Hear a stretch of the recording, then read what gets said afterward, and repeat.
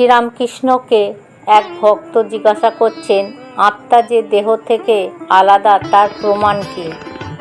শ্রীরামকৃষ্ণ বললেন, ঈশ্বরকে দেখা যায়, তপস্যা করলে তার কৃপায় ঈশ্বর দর্শন হয়। ঋষিরা আত্মার সাক্ষাৎকার করেছিলেন। সায়েন্সে ঈশ্বর তত্ত্ব জানা যায় না, তাতে কেবল এটার সঙ্গে ওটা মিশালে এই হয় আর ওটার সঙ্গে এটা মিশালে এই হয়, এইসব ইন্দ্রিয়গ্রাহ্য জিনিসের খবর পাওয়া যায়।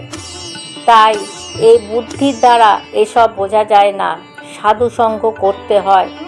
বৈদ্যের সঙ্গে বেড়াতে বেড়াতে নাড়ি টেপা শেখা যায়। শ্রীরামকৃষ্ণ আবার বলছেন, তপস্যা চাই, তবে বস্তু লাভ হবে। শাস্ত্রের শ্লোক মুখস্থ করলেও কিছু হবে না। সিদ্ধি সিদ্ধি মুখে বললে নেশা হয় না, সিদ্ধি খেতে হয়।